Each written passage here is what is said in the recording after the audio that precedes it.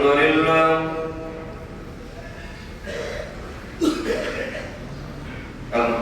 لله نحمده ونستعينه ونستغفره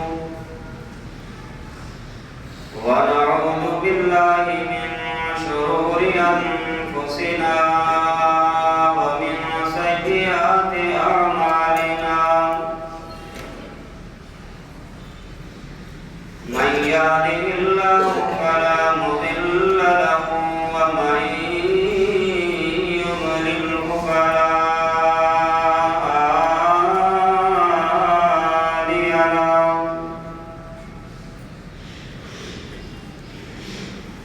وأشهد أن لا إله إلا الله وأشهد أن محمدا عبده ورسوله اللهم صل على محمد وعلى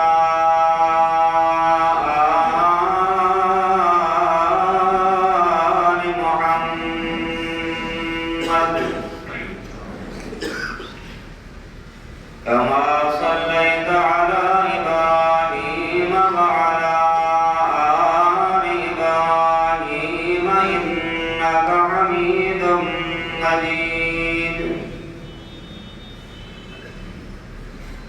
اللهم بارك على محمد وعلى آل محمد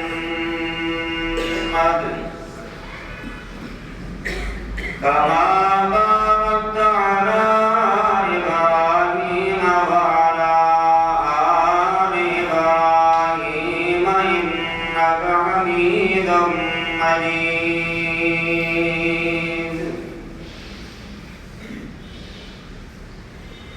أما بعد فإن خير الحديث كتاب الله وخير الهدي هدي محمد صلى الله عليه وسلم وشر الأمور محدثاتها فإن كل محدثة بدعة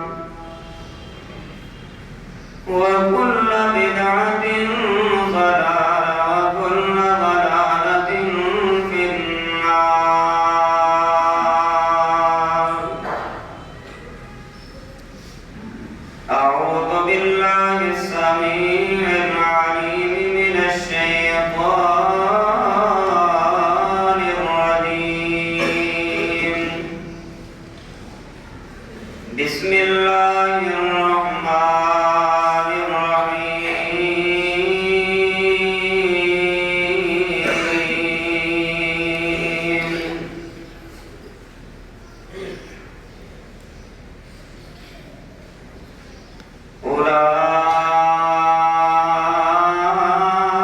أولئك عليهم صلوات من ربهم ورحمة وأولئك هم المهتدون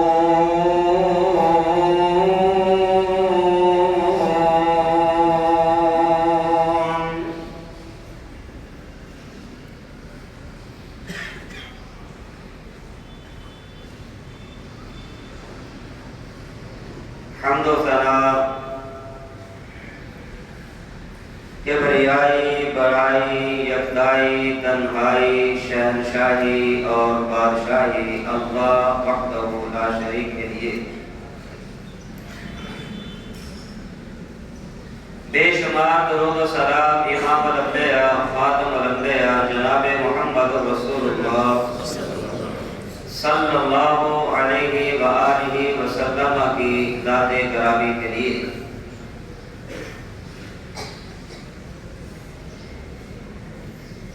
ایک اچھے انسان اور کامل مسلمان کی پہچان ہے کہ جب اسے سکون، راحت، آرام پہنچتا ہے تو اللہ تعالیٰ کا شکر ادا کرتا ہے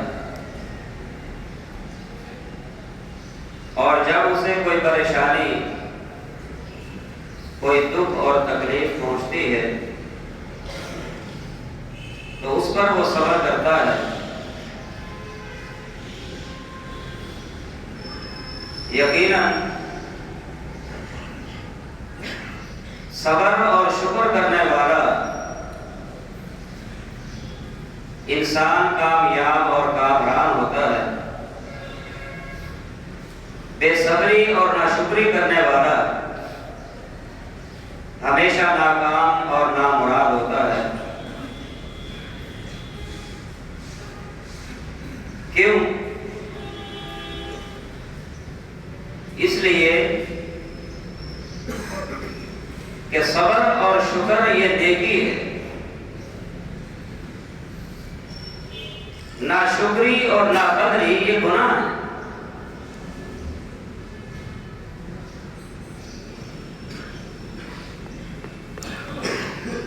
اور مومن کامل مسلمان اور کامل مومن کی یہ علامت ہوتی ہے کہ اگر اسے اللہ کی کوئی نعمت پہنچتی ہے تو نعمت کے ملنے کے بعد وہ رب کی نعمت کا شکر ادا کرتا ہے.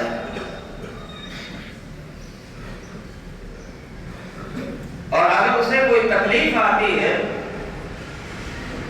وہ روتا چیختا چلاتا نہیں ہے بلکہ وہ اس پہ صبر کرتا ہے. یہی وجہ ہے کہ محمد رسول اللہ صلی اللہ علیہ وآلہ وسلم نے ارشاد فرمایا، صحیح مسلم کی حدیث ہے، آپ نے فرمایا عجبا لامر المؤمن، کہ مومن کا بڑا ہی عجیب معاملہ ہے. ان امرہ کلہ خیر،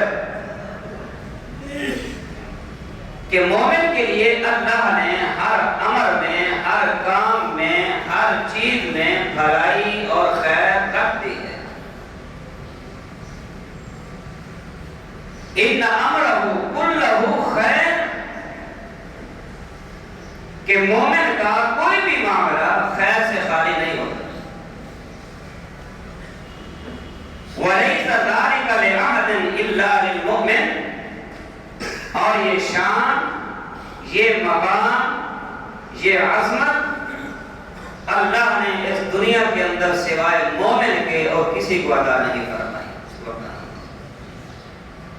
کہ اس کا ہر معاملہ خیر ہی خیر.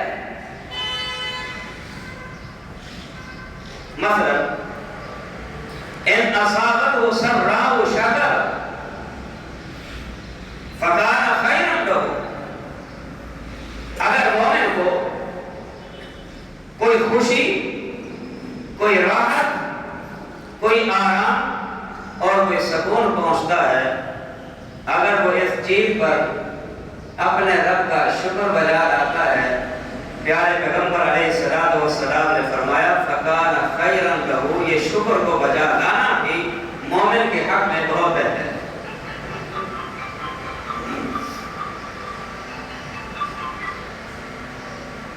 وَإِنْ أَصَابَتْهُ ضَرَّاءُ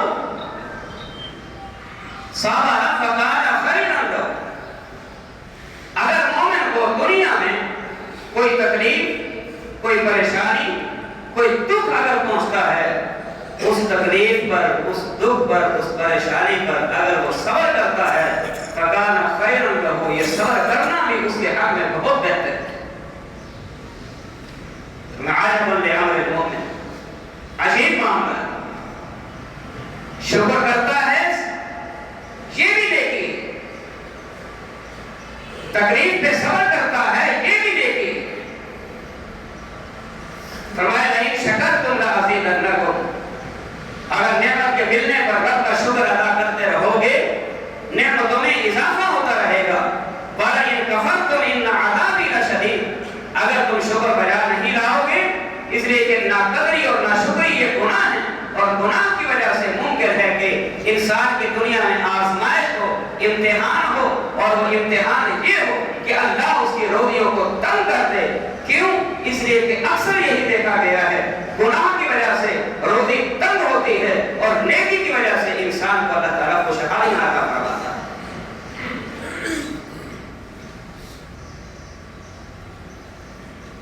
عجباً لأمر المؤمن، مومن کا معاملہ بڑا عجیب ہے۔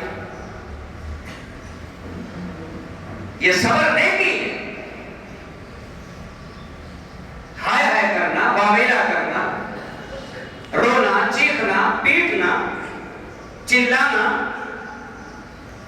بالوں کو نوچنا، سینہ کو بھی کرنا، اپنے گریبان کو چاک کرنا، یہ گناہ ہے۔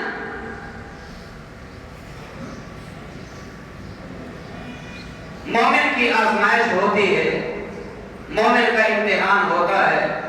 ام حسبتم ان تدخلوا الجنہ ولما یأتکم مثل الذین خلوا من قبلکم مستهم البأساء والضراء وزلزلوا حتى يقول الرسول والذین آمنوا معه متى نصر اللہ۔ کیا تم نے یہ سمجھ رکھا ہے جنت میں ایسے چلے جاؤ گے، جنت ایسے مل جائے گی؟ نہیں، جنت کے حصول کے لیے انسان کو محنت کرنا ہوگی، اور وہ محنت جس کا نام نیکی ہے، اور وہ محنت جس کا نام اپنے آپ کو گناہوں سے بچانا ہے، وہ محنت نماز کی ادائیگی ہے، وہ محنت نیکی کے ہر کام کو بجا لانا ہے۔ کیا تم سمجھتے ہو کہ جنت ایسے مل جائے گی اور انسان کو دنیا میں کوئی محنت اور مشقت نہیں اٹھانی پڑے گی؟ یہ خام تمہاری خام خیالی ہے۔ اگر تمہاری یہ خام خیالی رہی تو یاد رکھنا یہ انسان کی بے وقوفی ہے، یہ انسان کی نا بے شعوری اور بے عقلی کی دلیل ہے، جامع ترمذی کی حدیث ہے۔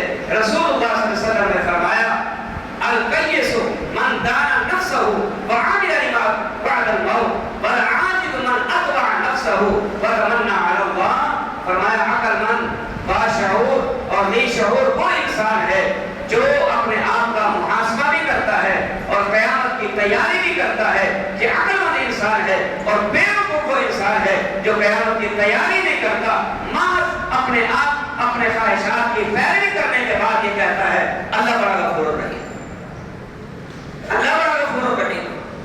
اس میں کوئی شک نہیں، میں نے بارہا یہ بات آپ کے سامنے دہرائی ہے، اس میں کوئی شک نہیں۔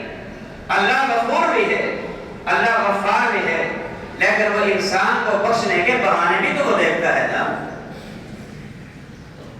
کہ کس وجہ سے انسان کو میں نے بخشنا ہے۔ صحیح مسلم کی حدیث ہے، رسول اللہ صلی اللہ علیہ وسلم نے فرمایا اللہ کی جنت بڑی مہنگی ہے، یہ اللہ کا سودا بڑا مہنگا ہے، اور اللہ کا سودا مہنگا وہ کیا ہے؟ وہ جنت ہے۔ اور آپ کو پتا ہے مہنگی اور اچھی چیز کے حصول کے لیے پیسہ بھی زیادہ خرچ کرنا پڑتا ہے۔ ہم چاہیں کہ چیز بھی اچھی ہو، بنگلہ بھی اچھا ہو، کوٹھی بھی اچھی ہو، دنیا کی ہر سہولت اس بنگلے کے اندر موجود ہو، اور مجھے ہزاروں روپے میں مل جائے، یہ محض خام خیالی تو ہو سکتی ہے۔ یعنی شیخ چلی کے پلاؤ تو بنائے جا سکتے ہیں، ورنہ ہزاروں میں اس طرح کا بنگلہ بندہ حاصل نہیں کر سکتا۔ اس طرح کا بنگلہ جس میں کائنات کی ہر سہولت موجود ہو، لاکھوں میں، کروڑوں میں، اربوں میں تو سوچا جا سکتا ہے، یعنی اکائیوں، دہائیوں، سینکڑوں میں اس کو حاصل کر لینا ممکن سمجھا جائے، یہ محض انسان کی بے وقوفی ہے، ورنہ انسان ایسا بنگلہ حاصل نہیں کر سکتا۔ اللہ کی جنت بڑا مہنگا سودا ہے، اس کے حصول کے لیے بڑی توقع اور محنت کرنی پڑے گی۔ تو صبر نیکی ہے۔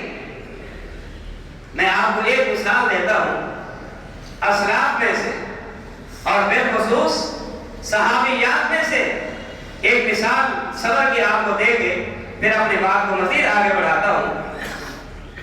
صحیح مسلم کی حدیث ہے، راوی سیدنا انس بن مالک رضی اللہ تعالی عنہ، بڑی زبردست بات ہے، توجہ طلب بات ہے، اور مردوں کے لیے بھی سبق ہے، اور اس میں بالخصوص جو خواتین آئی ہیں میری بات سن رہی ہیں ان کے لیے بھی بڑی نصیحت آموز یہ بات ہے۔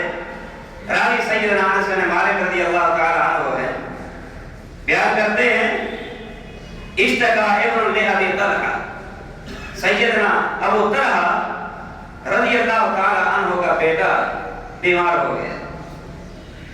سیدنا ابو طلحہ رضی اللہ تعالی عنہ اپنے بیٹے کی بیماری کے دوران گھر میں موجود نہیں تھے، باہر سفر پہ تھے، گھر سے باہر تھے، بیٹا بیمار ہو گیا۔ اتنی دیر میں کیا ہوا؟ سیدنا انس رضی اللہ تعالی عنہ کہتے ہیں فمات، ابو طلحہ کا بیٹا بیمار ہوا اور اسی بیماری کے دوران بیٹا اللہ کو پیارا ہو گیا، بیٹا فوت ہو گیا۔ ابو طلحہ خارج، ابو طلحہ جبکہ گھر میں موجود نہیں ہے، بیٹا فوت ہو گیا۔ فلما رأت امرأته انه قد مات، جب ابو طلحہ رضی اللہ تعالی عنہ کی بیوی نے جب یہ دیکھا، ابو طلحہ کی بیوی کا نام تھا ام سلیم، جب ام سلیم رضی اللہ تعالی عنہ نے دیکھا کہ میرا بیٹا فوت ہو چکا ہے اور میرے بیٹے کا والد بھی گھر میں موجود نہیں ہے، انہ قد مات، تو فوت ہو گیا ہے، حیّت شیئا، ان کو پتا چلا کہ خامد ابھی آئیں گے، انہوں نے اپنے فوت شدہ بیٹے کو غسل دیا، کفن دیا، کفن میں لپیٹ کے گھر کے ایک کونے میں سلا دیا، گھر کے کونے میں لٹا دیا۔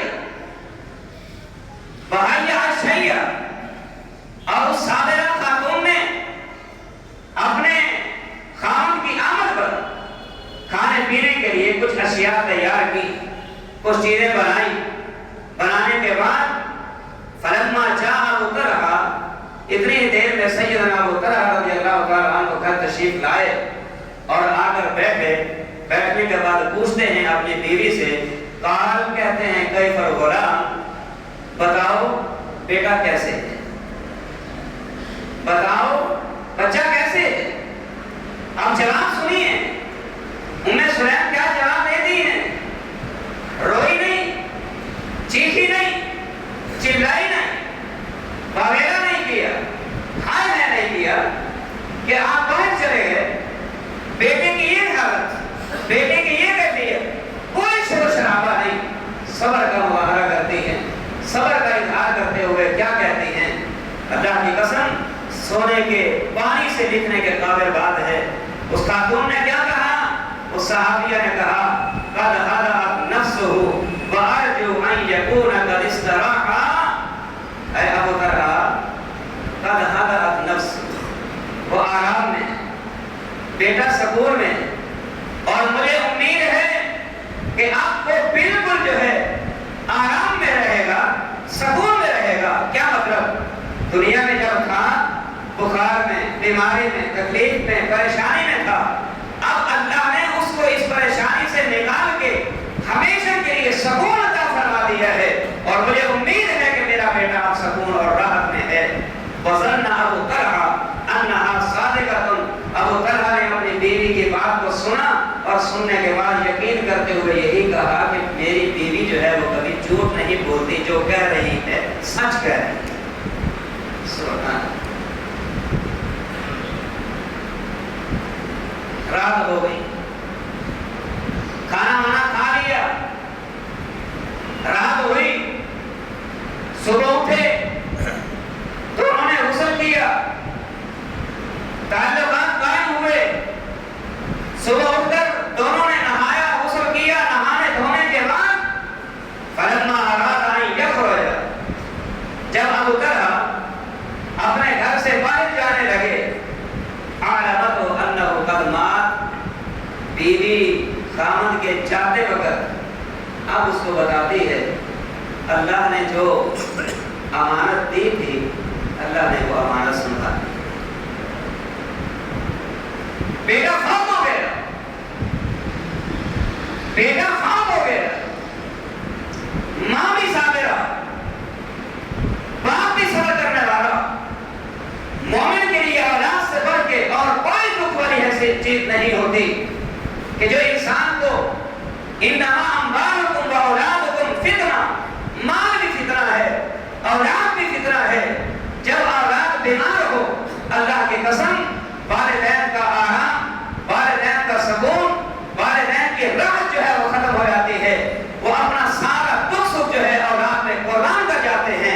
لیکن ماں بھی صابرہ ہے، وہ سمجھتی ہے یہ اللہ نے نعمت دی تھی، یہ اس کی تھی، اب اگر اس نے لے لی ہے تو اس میں ہمارا کیا اختیار ہے؟ ان للہ ما اخذ وله ما عطى لكل عمل مسمى، ان للہ ما اخذ، یقیناً اللہ ہی کے لیے ہے جو کچھ اس نے لے لیا، اور جو اس نے دیا ہے وہ بھی اسی کا، وہ بھی اسی صبر کی امتحان ہے کی۔ سیدنا ابو طلحہ رضی اللہ تعالیٰ عنہ کو جب پتا چلا، انہوں نے یہ نہیں کہا آپ نے مجھے رات کیوں نہیں بتایا، میں جب آیا تو آپ نے جھوٹ کیوں بولا، نہیں، کوئی بات نہیں، سنا اور خاموشی سے نماز کا ٹائم ہوا چاہتا تھا، مسجد نبی میں تشریف لے گئے، پیارے پیغمبر علیہ السلام سے ملاقات ہوئی، فصلی مع النبی صلی اللہ علیہ وسلم، امام کائنات صلی اللہ علیہ وسلم کے ساتھ نماز پڑھی، نماز پڑھنے کے بعد ثم اخبر النبی صلی اللہ علیہ وسلم، پھر پیارے پیغمبر علیہ السلام کو ساری بات بتائی، بما کان منہما، جو کچھ رات ان کے ساتھ گزرا، پیارے پیغمبر علیہ السلام کو اس واقعے کی خبر دی، امام کائنات نے کیا فرمایا؟ فرمایا لعل اللہ ان یبارک لکما، امید ہے جو تم دونوں نے میاں بیوی نے صبر کیا ہے، مجھے امید ہے کہ اللہ تمہارے اس صبر کی وجہ سے تم دونوں کو بہت زیادہ برکتوں سے نوازے گا۔ صبر نیکی ہے، انسان اگر صبر کرے، اللہ صبر کی بدولت انسان کو بہت زیادہ برکتوں سے نوازتا ہے۔ اب دیکھیے، فرمایا تم دونوں نے اس رات میں جو صبر کیا ہے، مجھے امید ہے کہ اللہ تمہیں صبر کا بہترین بدلہ عطا فرمائے گا۔ علی بزرگ کہا کرتے تھے میاں صبر کا پھل میٹھا، صبر کا پھل میٹھا، اب یہ صبر کا پھل میٹھا، صبر کا پھل ہے میٹھا، لیکن شرط کیا ہے صبر، اور صبر کیا ہے؟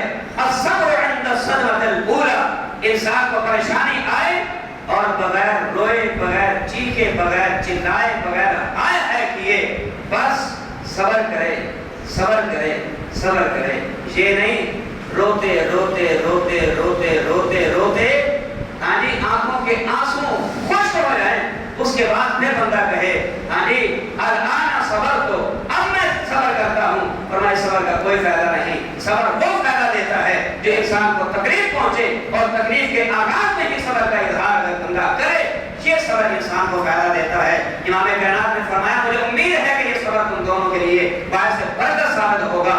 راوی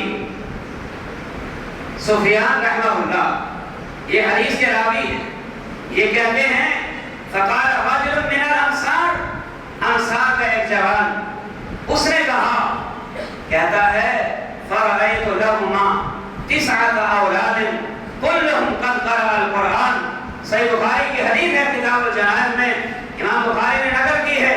وہ انصاری جوان کہتا ہے میں نے دیکھا بیٹا ایک فوت ہوا، ایک بیٹے کی وفات کے بعد دونوں نے صبر کیا، اللہ نے برکت کیا دی، اس بیٹے کی وفات کے بعد اللہ نے سیدنا ابو طلحہ رضی اللہ تعالیٰ عنہ کو 9 بیٹے دیے، اور ہماری آنکھوں نے دیکھے 9 کے 9 بیٹے رب کے بھی فرما بردار تھے، محمد رسول اللہ صلی اللہ علیہ وسلم کے بھی اطاعت گزار تھے، اور رب کے قرآن کے 9 بچے جو ہیں اللہ نے ان کو قرآن کا قاری بنا دیا۔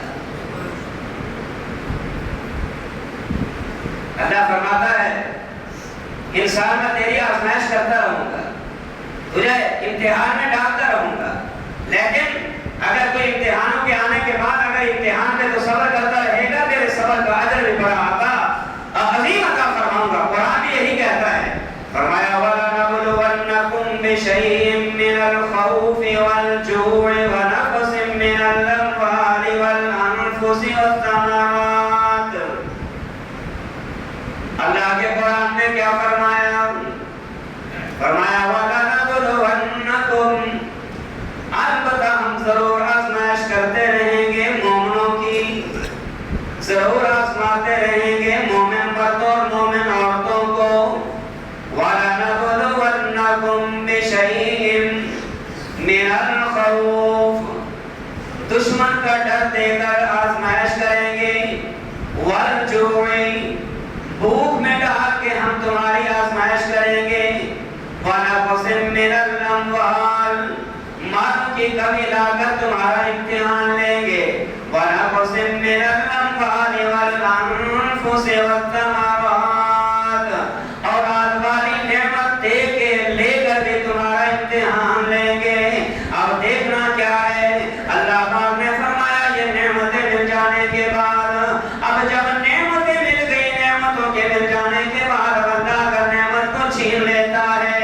مومن جیسے نعمت کے ملنے پہ بڑا خوش ہوتا ہے اور خوش ہو کے اللہ کا شکر ادا کرتا ہے۔ مومن کی عادت ہونی چاہیے اگر نعمت کے چھن جانے کے بعد بندہ صبر کرتا ہے۔ اللہ پاک نے کیا فرمایا؟ اے میرے محبوب اپنے امت کو کہہ دیجئے اگر تم صبر کا مظاہرہ کرو گے وَبَشِّرِ الصَّابِرِينَ، اللہ اکبر، فرمایا صبر کرنے والوں کو جنت کی بشارت سنا دیجئے۔ کون سے صبر کرنے والے جو ہائے ہائے کرتے ہیں؟ کون صبر کرنے والے جو سینہ گوبی کرتے ہیں؟ کون صبر کرنے والے جو وغیرہ کرتے ہیں؟ اللہ کے قرآن نے کیا فرمایا؟ فرمایا الذین اذا اصابتہم مصیبہ قالوا انا للہ وانا الیہ راجعون۔ تکلیف کے آنے پہ صبر کا مظاہرہ کرنے کے بعد یہی کہتے نظر آتے ہیں اللہ تیری مرضی، میرا کیا اختیار ہے؟ تو نے دیا اپنی مرضی سے، لے لیا تو تیری مرضی ہے۔ ہم تو تیری مرضیوں پہ اپنے جانوں کو قربان کر دینے والے، تیری مرضیوں پہ اپنے اولادوں کی قربانیوں کو برداشت کر جانے والے۔ اللہ پاک کیا فرماتا ہے؟ اولئک علیہم صلوات من ربہم ورحمہ۔ اللہ پاک نے فرمایا میرے محبوب پہ کہہ دیجئے اگر تم قربانیاں دینے والے بن جاؤ گے، اگر تم صبر کا مظاہرہ کرنے والے بن جاؤ گے، اگر تم شکر گزار بندے بن جاؤ گے، اللہ کی نعمتوں کی قدر کرنے والے بن جاؤ گے، اللہ پاک نے کیا فرمایا؟ اولئک علیہم صلوات من ربہم ورحمہ۔ پھر میں تمہارے گناہوں کو بھی بخشوں گا، پھر اپنے رحمت سے تمہیں جنت کا مہمان بھی بناؤں گا اور دنیا کے اندر تمہاری رہبری اور رہنمائی بھی کرتا رہوں گا۔ کتنے بڑے انعام ایسے لوگوں کے لیے جو تکلیف میں آنے پہ صبر کرتے ہیں، اس لیے کہ صبر بھی نیکی ہے۔ اگر بندے کو تکلیف پہنچتی ہے، یہ تکلیف کا پہنچنا بھی بندہ اگر اس تکلیف پہ صبر کا مظاہرہ کرتا ہے، پیارے پیغمبر صلی اللہ علیہ وسلم نے کیا فرمایا؟ لا یصیب المؤمن شوکۃ، مومن بندہ چل رہا ہے، راستے پہ چلتے چلتے پاؤں کو ٹھوکر لگی، راستے پہ چلتے چلتے پھر کانٹا پاؤں کو لگ گیا، سڑک پہ پڑا کیل، نوکیلی چیز اگر پاؤں پہ لگ گئی، اب اس سے مومن کو تکلیف ہوئی، اس سے مومن کو تکلیف ہوئی۔ پیارے پیغمبر صلی اللہ علیہ وسلم نے کیا فرمایا؟ اب اس تکلیف پہ بندہ اگر صبر کرتا ہے، محض کانٹا لگا، محض نوکیلی چیز پاؤں پہ لگ گئی، اگر بندہ اس تکلیف پہ صبر کرتا ہے، پیارے پیغمبر صلی اللہ علیہ وسلم نے کیا فرمایا؟ بلا سنیے،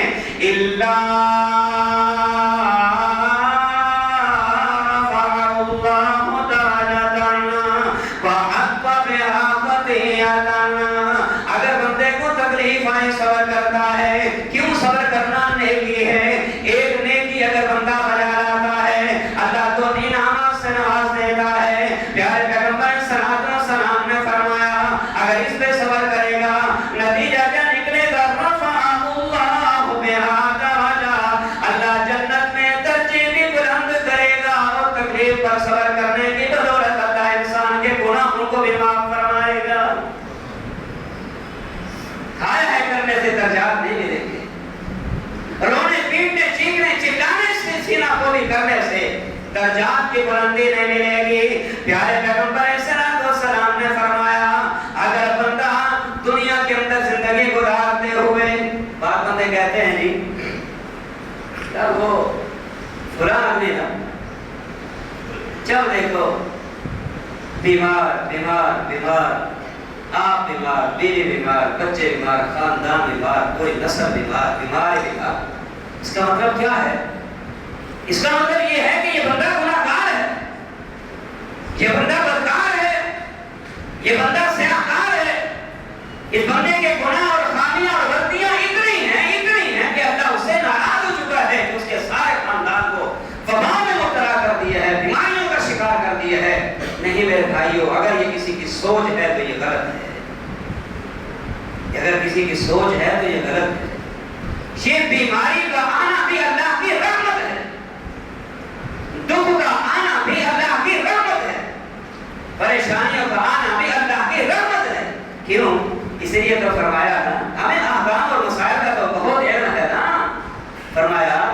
کوئی بیمار ہو اور اس کی تیمارداری کے لیے آپ جاؤ، وہاں جا کر بیٹھو، بیٹھنے کے بعد اس کو تسلی بھی دو اور تسلی دیتے ہوئے یہ کہو لا باس طہور انشاءاللہ، اللہ کے بندے پریشان نہیں ہونا، امید ہے کہ اللہ تیری اس بیماری کو تیرے لیے گناہوں کا کفارہ بنائے۔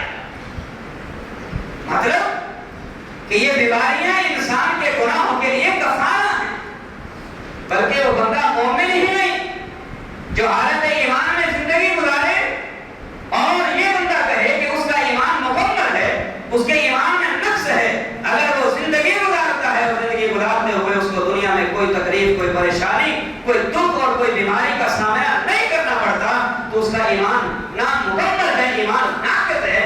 مومن ہو اور اس کو پریشانی نہ آئے، مومن ہو بیماری نہ آئے، مومن ہو دکھ نہ آئے۔ صحیح بخاری کو اٹھائیے، صحابہ کرام سے پوچھا گیا، امام کائنات صلی اللہ علیہ وسلم سے پوچھا گیا، محبوب اس دنیا کے اندر سب سے زیادہ پریشانیاں، سب سے زیادہ تکلیفیں کس کو آئی ہیں؟ محمد رسول اللہ صلی اللہ علیہ وسلم نے کیا جواب دیا؟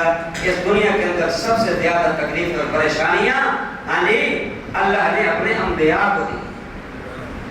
انبیاء علیہ السلام کو دکھ تکالیف پہنچی ہیں، پھر اس کے بعد ان کو آئیں گی جن کا تعلق انبیاء علیہ السلام کے ساتھ قریب ہوگا، جتنا تعلق ان کا انبیاء علیہ السلام کے ساتھ گہرا ہوگا، انہی لوگوں کو دنیا کے اندر تکلیفیں بھی زیادہ آئیں۔ اور اگر یہ تکلیفیں ان کو آئیں، گناہ اگر ہوں، اللہ ان تکلیفوں کی وجہ سے گناہوں کی معافیاں عطا فرماتا ہے۔ اگر بندے کے کوئی گناہ نہیں پھر بھی آزمائش ہے، کوئی گناہ نہیں پھر بھی پریشانیاں ہیں، کوئی گناہ نہیں پھر بھی تکلیف ہے، فرمایا پھر یہی تکلیف جو دنیا کے اندر ایک مومن کو پہنچی ہے، قیامت کا دن آئے گا، قیامت کے دن جامع ترمذی کے حسن روایت ہے، فرمایا قیامت کا دن آئے گا، اللہ اس مومن بندے کو بلائے گا اور بلانے کے بعد فرمائے گا بندے یہ تیری ان بیماریوں، ان تکلیفوں، ان پریشانیوں کا یہ بدلہ ہے جو دنیا کے اندر تجھے تکلیفوں کا منہ دیکھنا پڑا تھا۔ تیرے دنیا میں کوئی گناہ اگرچہ نہیں تھے لیکن مزید تیرے درجات کو بلند کرنے کے لیے میں نے تجھے دنیا میں تکلیفیں پہنچائی تھی تاکہ دنیا والوں کے مقابلے میں تیرے درجات میں جنت میں بلند ہو جائیں۔ اس لیے بیماری آئے، بیماری کے آنے کے بعد بندہ پریشان نہ ہو، صبر کرے، اگر صحت ہے تو شکر کو بجا لائے اور شکر کو بجا لانے کے بعد اللہ کی اس نعمت کی قدر کرے۔ لیکن یاد رکھیے محمد رسول اللہ صلی اللہ علیہ وسلم نے فرمایا نعمتانی مغبون فیہا کثیر من الناس، الصحت والفراغ، دو نعمتیں ہیں جس کی انسان کو کوئی قدر نہیں ہوتی، کوئی ویلیو نہیں ہوتی۔ فرمایا جب وہ چھن جاتی ہیں، چھن جانے کے بعد پھر انسان کی آنکھیں کھلتی ہیں، پھر ہوش کے ناخن لیتا ہے، پھر اس کو احساس ہوتا ہے، اور وہ کون سی ہیں؟ فرمایا ایک صحت ہے، ایک فراغت ہے۔ اس لیے کہا جاتا ہے میاں صحت کو غنیمت سمجھو، بیماری کے آنے سے پہلے فراغت کو غنیمت سمجھو، مصروفیت کے آنے سے پہلے یہ دونوں نعمتیں ہیں، لیکن اس قدر بندہ ان نعمتوں سے فائدہ اٹھا سکتا ہے، اس کو اٹھا لینا چاہیے قبل اس کے کہ بندہ بیمار ہو جائے۔ بزرگوں سے سنا کرتے تھے، کہا کرتے تھے صحت ہلاک نعمت ہے، لیکن میں کہا کرتا ہوں صحت ہلاک نعمت نہیں، صحت ہے ہی نعمت۔ اگر نعمت ہے، اگر یہ انسان کے پاس یہ صحت والی نعمت موجود ہے، دین بھی ہے، دنیا بھی ہے، اگر صحت والی نعمت نہیں، دنیا سے تو بندہ ویسے ہی رہ جاتا ہے، دین سے بھی بندہ رہ جاتا ہے، دین سے بھی بندہ رہ جاتا ہے۔ اس لیے صبر نیکی ہے، تکلیف کا آنا یہ مومن کی علامت ہے۔ اگر مومن تکلیف پہ صبر کرتا ہے، ایک تکلیف پہ اللہ دو انعامات سے نوازتا ہے۔ آئیے یہ جو تکلیفیں ہیں، یہ جو پریشانیاں ہیں، یہ بھی انسانیت کے لیے، گناہوں کے لیے کفارہ ہیں، یعنی ان کی خطاؤں کے لیے کفارہ ہیں۔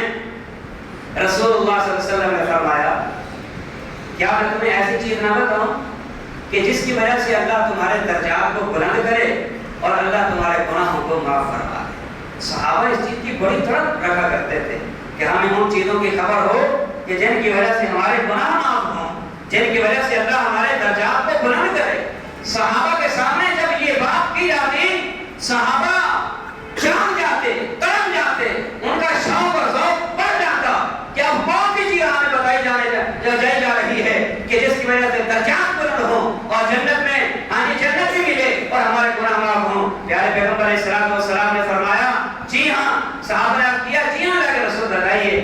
فرمایا اسباب الوضوء علی المکارہ، یعنی موسم سرد ہو، یعنی سخت سردی ہو اور ٹھنڈا یخ پانی ہو، گرم کی کوئی سہولت نہ ہو، فرمایا سخت سردیوں میں اور ٹھنڈے پانی کے ساتھ اعضائے وضو کو پورا پورا دھونا، یہ چیز بھی جو ہے انسان کے لیے جنت میں درجات کی بلندی کا باعث بنتی ہے اور گناہوں کا کفارہ بنتی ہے۔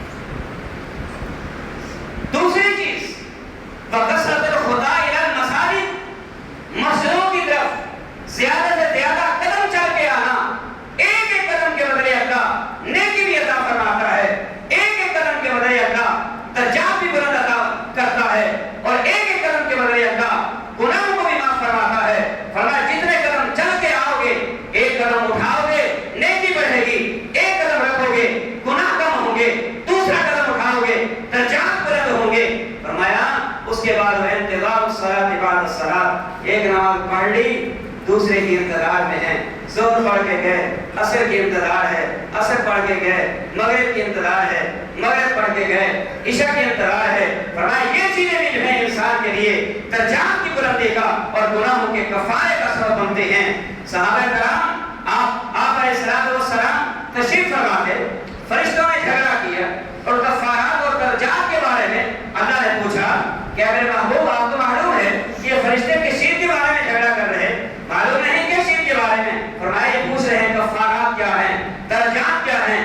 آپ علیہ الصلوۃ والسلام نے فرمایا اللہ نے آخری بار، ٹائم ہو چکا ہے، ٹائم آپ کا ختم ہو چکا ہے، آخری بار فرمایا کفارات کیا ہے جن کے بارے میں مولا جھگڑا کر رہے ہیں، بڑی دلچسپ بات ہے۔ فرمایا کفارات یہ ہیں النفس فی المساجد بعد الصلاۃ، نماز ہو گئی سلام پھر گیا، سلام پھرنے کے بعد نمازی جتنی دیر اپنی نماز والی جگہ پہ بیٹھا رہتا ہے، فرمایا اس کا بیٹھا رہنا یہ کفارات ہیں، یہ درجات کی بلندی کا باعث ہیں اور گناہوں کے لیے کفارہ ہیں۔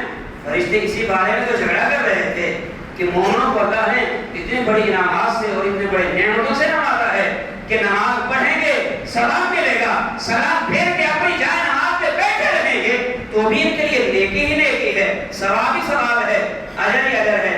ہماری حال سے کیا ہے؟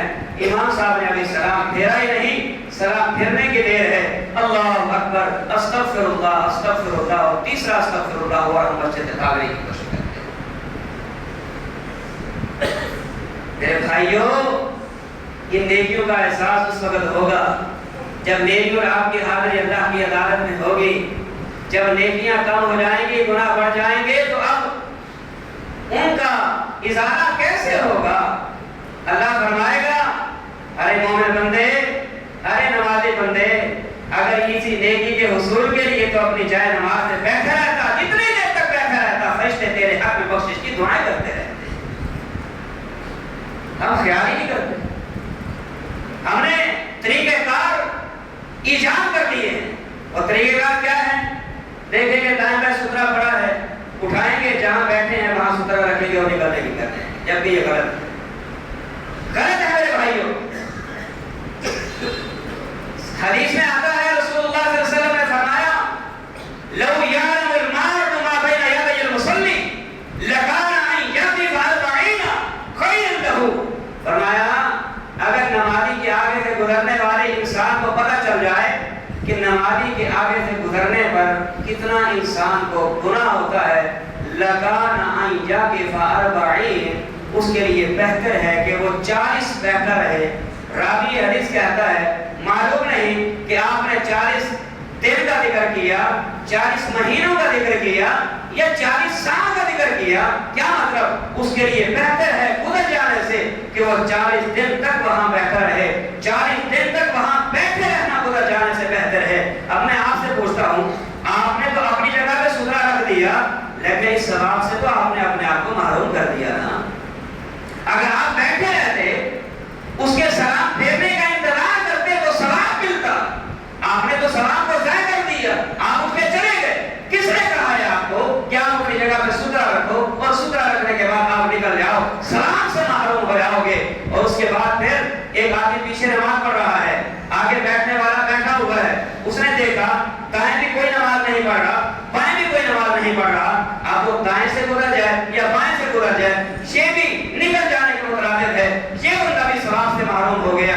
اب لوگوں نے ایک نیا طریقہ ایجاد کر لیا ہے، وہ کیا کہ نمازی نماز پڑھ رہا ہے، اس کے آگے اور کوئی نہیں، ایک آدمی اس کے دائیں یا بائیں بیٹھا ہوا ہے، اب ایک گزرنے والا گزرنا چاہتا ہے، اس کے نمازی کے آگے سترا بھی کوئی نہیں، نمازی کے آگے آدمی بھی کوئی نہیں بیٹھا، اب وہ کیا کرتے ہیں؟ ایک آدمی دیکھیے میری طرف توجہ کیجیے، اب اس نے کیا کیا؟ اس نے اپنا ہاتھ آگے ایسے کر دیا، اس کو کہا چل بھی تو گزر جا، وہ گزر گیا، ہاتھ پیچھے کر لیا۔ یہ کیا ہے؟ یہ کیا ہے؟ یہ دین ہے؟ یہ شریعت ہے؟ یہ اسلام ہے؟ کس قرآن حدیث کا مسئلہ ہے؟ کس نے ہمیں یہ سمجھایا ہے؟ یہ ہیلے، اسلام ہیلوں کو پسند نہیں کرتا۔ اللہ نے ان کے لیے چربی کو حرام کیا تھا کہ چربی تمہارے لیے حرام ہے، انہوں نے چربی کو پگھلا کے، چربی کو بیچ کے اس کی قیمت ہیلا کرتے ہوئے قیمت کھانا شروع کر دی، انہوں نے ہیلا کیا، اللہ نے ہیلوں کو بھی حرام کر دیا۔ ایک ہی حدیث کے الفاظ سمجھیے، آپ نے کیا فرمایا؟ لَكَانَ يَقِفَ 40، اس کے لیے وہاں بیٹھے رہنا 40 دن سے زیادہ بہتر ہے۔ ہم 40 دن کو بھی کون نہ کریں، اگر 40 منٹ بھی ہم لگا لیں، 40 منٹ تک بیٹھے رہنا، چلے جانے سے، گزر جانے سے، اٹھ جانے سے، اپنی جگہ پہ ستھرا رکھ کر اپنے آپ کو گزار دینے سے زیادہ بہتر ہے کہ وہ بندہ بیٹھا رہے۔ میرے بھائیوں، بیٹھے رہنا، بیٹھے رہنا، بیٹھے رہنا زیادہ بہتر ہے، بجائے اس کے ہم ستھرا رکھیں اور اپنے آپ کو گزار دیں۔ ہاں الا کہ اگر کوئی بندہ مجبور ہے، تو پریشان ہے، اس کو حاجت آئی ہوئی ہے، وہ اگر زیادہ دیر وہاں بیٹھے گا، ممکن ہے شوگر پیشنٹ ہے، پیشاب برداشت نہیں کر سکتا، اس کے لیے مجبوری ہے، شریعت اس میں آڑے نہیں آتی۔ اگر کوئی شرعی عذر موجود ہے، آپ جا سکتے ہیں، آپ گزر سکتے ہیں، لیکن اگر کوئی شرعی رکاوٹ نہیں ہے، کوئی مجبوری نہیں ہے، بغیر صرف اس کے کہ بس یہاں سے اٹھ کے باہر جانا ہے، یہاں سے اٹھ کے چوک و چوراہوں کی زینت بننا ہے، یہاں سے اٹھ کے دوست کی انتظار وہ کر رہا ہے، وہاں اس کے پاس جانا ہے، دکان پر پہنچنا ہے، یہ کوئی مجبوری نہیں۔ اللہ سمجھنے کی توفیق۔